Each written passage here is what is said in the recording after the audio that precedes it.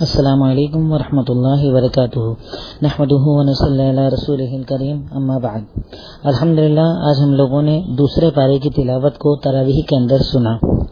اس کی ابتدا میں اللہ رب العالمین نے ایک عظیم واقعے کا ذکر کیا ہے. جیسا کہ آپ نے سنا بھی ہوگا کہ مدینہ کے اندر اللہ کے نبی صلی اللہ علیہ وسلم نے ابتدا کے اندر تقریباً 17-18 مہینے تک بیت المقدس کی طرف منہ کر کے نماز پڑھی تھی. لیکن آپ نماز پڑھتے تو تھے لیکن بار بار آپ آسمان کی طرف دیکھتے تھے تاکہ اللہ تعالیٰ آپ کا قبلہ واپس بیت المقدس سے ہٹا کر کعبہ کو بنا دے, کیونکہ آپ کعبہ سے محبت کرتے تھے اور مکہ میں آپ رہے ہیں تو آپ دیکھا کرتے تھے. تب اللہ تعالیٰ نے اس حکم کو نازل کیا کہ ہم نے فَكَذَلِكَ جَعَلْنَاكُمْ أُمَّةً وَسَطًا لِتَكُونُوا شُهَدَاءَ عَلَى النَّاسِ. ابتدا یعنی دوسرے پارے کی دوسری آیت جہاں پر ابتدا ہو رہی ہے صرف فرسٹ پیج کے اندر دوسری آیت سے اللہ نے اسی چیز کا ذکر کیا کہ وہ قبلہ جس کی طرف آپ نماز پڑھتے تھے اس کے بدلنے کی وجہ ہم نے ایک لاجک کی بنیاد پر یہ سب کیا تھا.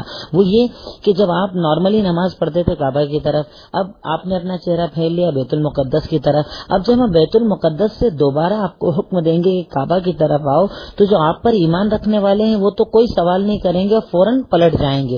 لیکن جن لوگوں کے دلوں میں شک ہوگا, جن لوگوں کا ایمان پکا نہیں ہوگا, جیسے آج ہمارے یہاں ہوتا ہے نا کہ ہم لوگ عقل کی بنیاد پر فیصلے کرتے ہیں, کئی مرتبہ قرآن اور حدیث کے فیصلوں کو اس وجہ سے نہیں مانتے کہ ہمارے عقل میں نہیں آتی, ہمارے دماغ میں نہیں آتی. تو وہی چیز اللہ نے کہا کہ میں چیک کرنا, اللہ رب العالمین دنیا کو یہ بتانا چاہ رہا ہے کہ کون نبی کے فرما بردار ہیں, کون اطاعت گزار ہیں اور کون دماغ اور عقل چلانے والے ہیں. اس لیے ہم نے اس قبلے کو ادھر سے ادھر تبدیل کیا تھا. جیسا کہ اللہ تعالیٰ کہتا ہے وما جعلنا القبلۃ التي كنت عليها, کہ ہم نے اس قبلے کو تبدیل اس لیے ہی کیا کہ ہم یہ جان لیں, یعنی اصل مقصد اللہ تو بہرحال جانتا ہی ہے, وہ تو علیم ہے, لیکن دنیا کو یہ بتانا تھا کہ من یتبع الرسول ممن ينقلب على عقبیہ, کہ کون اس حالت میں بھی نبی کی فرما برداری کرتا ہے اور کون نبی کے راستے سے پھر جاتا ہے. اور یقیناً یہ قبلے کا بدلنا بڑی بات تو ہے, لیکن ان لوگوں کے لیے جنہیں اللہ نے ہدایت دی ان کے لیے کوئی بڑی بات نہیں ہے, کیونکہ ہدایت رکھنے والے اللہ تعالیٰ پر ایمان رکھتے ہیں اور اللہ کے ہر فیصلے کے آگے سر جھکاتے ہیں. یہاں تک کہ آپ جانتے ہوں گے کہ جب یہ ظہر کا وقت تھا کہ جب یہ حکم نازل ہوا کہ بیت المقدس سے اپنا چہرہ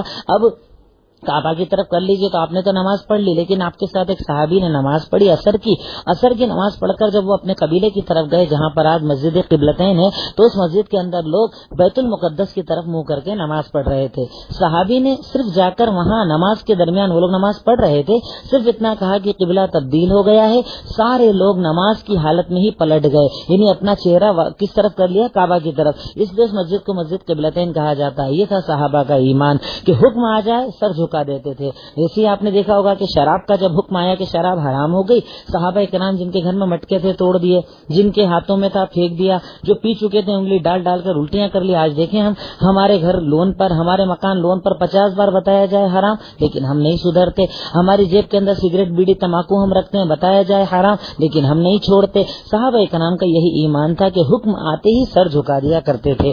اب اللہ رب العالمین نے اس آیت کے اندر پھر کچھ یعنی انہی چیزوں کا ذکر کنٹینیو اللہ تعالیٰ کرتا رہا. کعبہ کی تبدیلی, اس کے بعد کچھ باتیں جہاد کے اور قتال کے تعلق سے آئیں, پھر اس کے بعد اللہ رب العالمین نے کچھ باتوں کے ذکر کرنے کے بعد ایک عظیم بات, یعنی اللہ رب العالمین یہاں پر ابتدا کے اندر تو یہ کہتا ہے, یہ بتاتا ہے کہ قبلے کی تبدیلی کا میرا مقصد کیا تھا, میں نے کیوں قبلے کو تبدیل کیا. پھر اس کے بعد اللہ تعالیٰ نے حج کے کچھ احکامات کو یہاں پر بیان کیا. اگر آپ آیت کے اعتبار سے دیکھیں تو 157 نمبر آیت کے بعد سے اللہ تعالیٰ نے کچھ حج کے احکامات کو یہاں مختصراً بیان کیا, اور اسی آیت کے بعد والی آیت میں اس کو تفصیل سے بیان کیا ہے. اور ویسے آج جو پورا پارا پڑھا گیا اس کا اکثر تعلق احکامات سے ہے, حلال اور حرام سے ہے. اس میں کئی قسم کے احکامات کو اللہ تعالیٰ نے بیان کیا, جس میں اگر آپ دیکھیں تو آیت نمبر 164 کے اندر اللہ تعالیٰ نے شرک اور توحید کا ذکر کیا کہ اللہ کی کیسے عبادت کرنا چاہیے, اللہ کو کیسے ماننا چاہیے. 167 نمبر آیت میں اللہ تعالیٰ نے حلال اور حرام مال کا ذکر کیا کہ حلال طریقے سے کھاؤ, حلال مال کھاؤ, حرام سے بچو. اور یہاں تک کہ بنو اسرائیل کا ذکر کیا کہ وہ لوگ مال کو حرام طریقے سے کھایا کرتے تھے. اس کے بعد اللہ رب العالمین نے آیت نمبر 178 کے اندر بڑی پیاری بات بتائی کہ ایسا نہیں ہے, یعنی بھلائی صرف اسی میں نہیں ہے کہ تم چہرہ کس طرف کر کے نماز پڑھتے ہو. بھلائی اصل میں کس میں ہے, لیس البر ان تولوا وجوہکم قبل المشرق والمغرب. یقیناً بھلائی صرف اس کے اندر نہیں کہ تم کس طرف چہرہ کر کے نماز پڑھتے ہو. ارے بھلائی تو اس میں ہے کہ اللہ پر ایمان کون لایا. आखिरत पर ईमान कौन लाया, फरिश्तों पर ईमान कौन लाया, किताबों पर ईमान कौन लाया, नबियों पर ईमान कौन लाया, यानी कौन है जो अल्लाह पर पूरा पूरा ईमान लाए, कौन है जो आखिरत पर ईमान लाए कि जन्नत नहीं दिखती मैं ईमान रखता हूँ, जहन्नम न दिखे मैं ईमान रखता हूँ, कब्र का अजाब न दिखे मैं ईमान रखता हूँ। इसी तरीके से फरिश्तों पर ईमान कि मतलब मुझे अल्लाह ने बताया है कि किरामन कातिबीन मेरे ऊपर मुकर्रर हैं जो मेरे अमाल को लिखते हैं, मुझे नजर आए ना आए मैं ईमान रखता हूँ। किताब जितनी भी इस कायनात के अंदर आई मैं उन पर ईमान रखता हूँ, नबी जितने भी आए मैं उन पर ईमान रखता हूँ। इसी तरह अल्लाह बताता है कि भलाई के काम कौन से है, वआतल माला अला हुब्बिहि ज़िल कुर्बा, और वो इंसान भलाई वाला है कि जो खुश दिली के साथ करीबी रिश्तेदारों पर खर्च करता है। आज हमारे यहाँ क्या होता है कि आदमी दिखावे के लिए साहब मदरसे में इतने दे रहे हैं, मस्जिद में इतने दे रहे हैं, दूर दूर जाकर गरीबों के अंदर बड़ी बड़ी बस्तियों के अंदर खूब फेसबुक पर अपने फोटोज डालने के लिए अच्छा बड़ा बड़ा सबका खैरात करते हैं, लेकिन मेरा चाचा भूखा, मेरा भतीजा भूखा, मेरे रिश्तेदार भूखे मर रहे हैं, उनके अंदर कर्जे चढ़े हुए हैं, परेशानी की नौबतें में उन पर खर्च नहीं करता। जबकि हमारे नबी का फरमान कि तुम में से अगर कोई इंसान गरीब पर खर्चा करता है तो उसे एक नेकी मिलती है, और अगर वो गरीब रिश्तेदार पर खर्च करता है तो उसे दो नेकी मिलती है। कैसे? एक तो खर्चा करने का सवाब, दूसरा रिश्तेदारी निभाने का सवाब। तो अल्लाह ताला कहता है कि करीब रिश्तेदारों पर भी खर्च करो, और यतीमों पर, मिस्कीनों पर, रास्ता चलते मुसाफिरीन पर, जो तुम्हारे दरों पर मांगने आते हैं उन पर, गर्दनों को आजाद करने के अंदर, इन तमाम चीजों के अंदर अल्लाह ने भलाइयों को रखा है। इसी तरह वक़ामस्सलात वातज़ ज़कात, नमाज को कायम करने में, ज़कात को अदा करने में। और एक बड़ी प्यारी बात बताई, वल्मुफ़ूना बिअहदिहिम इज़ा आहदू, और यकीनन जब अल्लाह से कोई वादा कर ले तो उसे पूरा करें, इंसानों से कोई वादा करें तो उसे पूरा करें। आज हम लोग देखिए कैसे वादा खिलाफी की जिंदगी गुजारते हैं।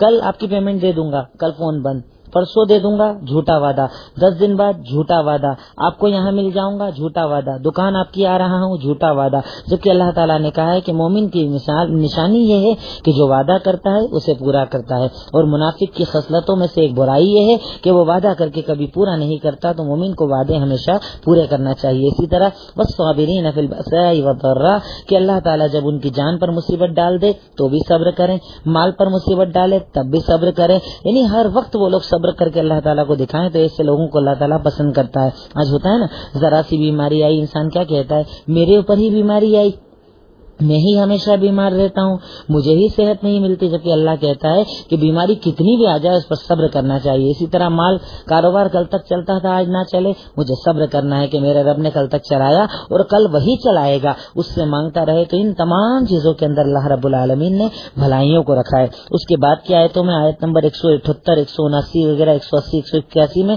अल्लाह ताला ने किसास का जिक्र किया। फिर उसके बाद अल्लाह ताला आता है रमजान की तरफ, रमजान के अहकामात की तरफ। आयत नंबर 183 से उसकी बात की आयतों में अल्लाह ने रोजे के अहकामात को बताया। अल्लाह कहता है या अय्युहल्लज़ीना आमनू कुतिबा अलैकुमुस्सियामु कमा कुतिबा अलल्लज़ीना मिन क़ब्लिकुम लअल्लकुम तत्तक़ून, ऐ वो लोगो जो ईमान लाए हो, हमने तुम पर रमजान के रोजों को फर्ज किया जैसे तुमसे पहली उम्मतों पर किया, ताकि तुम मुत्तकी बन जाओ। अल्लाह ताला इस रोजे के जरिए हमें तकवा देना चाह रहा है। तकवे का मतलब सिर्फ पेट का रोजा नहीं, भूखा रह गया, प्यासा रह गया, वो रोजा नहीं। रोजा वो कि जो मेरी जबान का हो, रोजा वो जो मेरी आंखों का हो, रोजा वो जो मेरे कान का हो, रोजा वो जो मेरे दिल का हो, कि ये कान हराम न सुने, ये आंख हराम न देखे, इस दिल में गीबत चुगलखोरी जैसी हराम चीजें न आए, ये हाथ रोजेदार हो कि ये हराम चीजों को न पकड़े, ये पैर रोजेदार हो कि हराम की तरफ चल कर न जाए। इन अल्लाह ताला हमें मुत्तकी बनाकर पूरे जिस्म का रोजा रखवाना चाह रहा है। उसमें अल्लाह ताला ने कुछ अहकामात को भी बताया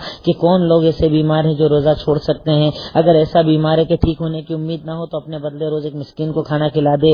और उसके अलावा कई अहकामात को अल्लाह रब्बुल आलमीन ने इन आयतों के अंदर बयान किया। उसके बाद अल्लाह ताला ने हज का, जैसे मैंने कहा, हज के बाब को अल्लाह ताला बयान करता है, क़िसास के बाब को बयान करता है, कुछ क़िताल के अहकामात को बयान करता है। कंटिन्यू आयतें 190, 100, 100, 200, फिर 204 वगैरह आयतों के अंदर अल्लाह ताला कंटिन्यू हज के अहकामात को बयान करता है। और अहकामात को बयान करते करते बड़ी एक प्यारी दुआ भी हमको सिखाई, जो एक मोमिन को वैसे तो हमेशा मांगना चाहिए, लेकिन खास तौर से रमजान में मांगना चाहिए। 200 नंबर आयत, ربنا آتینا فی الدنیا حسنۃ وفی الآخرۃ حسنۃ وقنا عذاب النار 201 نمبر آیت ہے۔ اللہ تعالیٰ کہتا ہے کہ مومن کو یہ دعا مانگنا چاہیے، اے اللہ ہمیں دنیا کی بھی بھلائیاں دے، اے اللہ ہمیں آخرت کی بھی بھلائیاں دے، اور اے اللہ ہمیں جہنم کی آگ سے بچا۔ غور کیجیے ہمارا رب کتنا کریم ہے کہ وہ ہم کو دعا میں بھی پہلے دنیا مانگنا سکھا رہا ہے، کیونکہ وہ جانتا ہے ہماری فطرت کہ ہم دنیا چاہتے ہیں۔ تو اللہ تعالیٰ ہم سے کہہ رہا ہے ربنا آتینا فی الدنیا، پہلے دنیا مانگو، پھر آخرت مانگو، اور پھر جہنم سے پناہ مانگو۔ اللہ اکبر، کتنا پیارا ہمارا رب، کتنا کریم ہمارا رب۔ اس کے بعد اللہ تعالیٰ نے حج کے احکامات کو بیان کیا، حج کی کچھ باتوں کو ذکر کیا۔ اس کے بعد اللہ تعالیٰ کہتا ہے ام حسبتم ان تدخلوا الجنہ ولما یأتکم مثل الذین خلوا من قبلکم، کیا تم کو لگتا ہے کہ تم جنت میں آسانی سے چلے جاؤ گے جبکہ تم کو وہ تکلیفیں نہیں آئی جو تم سے پہلے امتوں کو آئی۔ ہم دیکھتے ہیں کیسے کیسی تکلیفیں آئی، کھڑے آروں سے چیر دیا گیا، آگ میں ڈال دیا گیا، جسم سے چمڑی کو نوچ دیا گیا، لیکن انہوں نے اللہ پر ایمان نہیں چھوڑا، اپنے نبی کی بات کو نہیں چھوڑا، اپنے احکامات کو نہیں چھوڑا۔ آج ہمارے اوپر ذرا سی دنیا کی تکلیف آ جائے ہم سب دینداری ایک طرف رکھ دیتے ہیں، نماز، روزہ، زکوٰۃ، حج، دین، شریعت، چہرہ کیسا ہونا، بدن کے کپڑے کیسے ہونا، سب کچھ چھوڑ دیتے ہیں اور لوگوں کی طرح بن جاتے ہیں، ان جیسے ہم بھی ننگے ہو جاتے ہیں، فیشن کے راستے پر چلنے لگتے ہیں، جبکہ اللہ کہہ رہا ہے کہ جنت اتنی آسانی کا نام نہیں، جنت مشکلوں سے ملتی ہے، جنت احکامات کے بعد ملتی ہے۔ اس کے بعد اللہ رب العالمین نے ہجرت کے کچھ احکامات کو بیان کیا، کچھ حرام چیزوں کو بیان کرنے کے بعد اللہ تعالیٰ اب آتا ہے نکاح اور طلاق کے باب کی طرف، جس میں اللہ تعالیٰ نے جیسے کہ آیت نمبر 221 کے اندر اللہ تعالیٰ کہتا ہے کہ کسی مومن کے لیے جائز نہیں کہ وہ مشرک عورت سے نکاح کرے یا کافرہ سے نکاح کرے، اسی طرح مومنہ عورت کے لیے جائز نہیں کہ وہ کافر مرد سے نکاح کرے۔ آج ہمارے یہاں ہوتے ہیں کئی رشتے ایسے سننے میں آتا ہے کہ بھائی ایک مسلم لڑکی ہے، اس نے ایسے سے شادی کر لی جو کافر ہے، ایک مسلمان لڑکا اس نے کافرہ سے شادی کر لی، تو یقیناً ایک مومن کے لیے چیز جائز نہیں ہے۔ اس کے بعد اللہ تعالیٰ آتا ہے عورت کے احکامات کی طرف، عورت کا مقام اسلام میں، کہتا ہوں کہ عورت کا اسلام نے جو مقام عورت کو دیا ہے وہ مقام دنیا کے کسی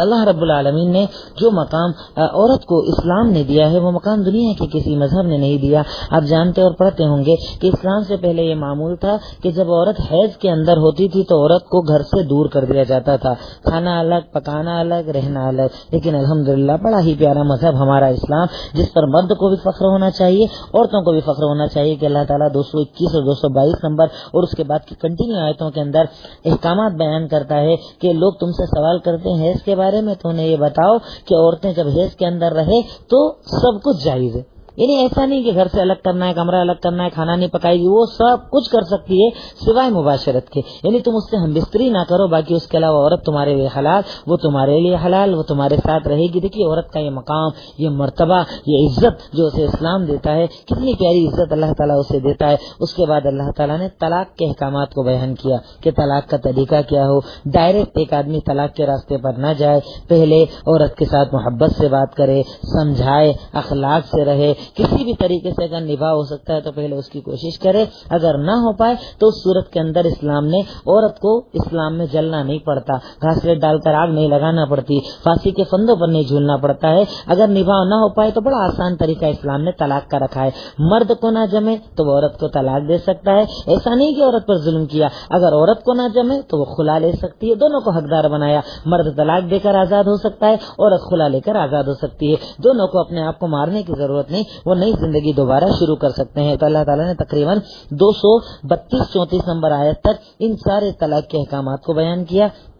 اس کے بعد اللہ رب العالمین نے احکامات کو بیان کیا عورتوں کے عدت کے احکامات کو، کہ عورت بچوں کو دودھ کتنے ٹائم تک پلا سکتی ہے، اگر کسی کے شوہر کا انتقال ہو جائے تو اس کی عدت کب رہے گی، عدت کے اندر کیا اس سے نکاح کر سکتے کہ نہیں کر سکتے۔ 234 نمبر، 35 نمبر، 36 نمبر آیتوں کے اندر اللہ رب العالمین نے ان تمام چیزوں کا ذکر کیا، عورتوں کے مسائل کو بتایا۔ اس کے بعد آخری اس پارے کے اندر اللہ رب العالمین نے بنی اسرائیل کے اندر طالوت ایک بادشاہ بنایا تھا، اس کا ذکر کیا کہ ہم نے طالوت کو جب بادشاہ بنا کر بھیجا تو حکم دیا کہ جاؤ ان کے ذریعے تم ان کے ساتھ قتال کرو تو اللہ تعالیٰ تمہاری مدد کرے گا، اللہ تعالیٰ تمہیں عزت دے گا۔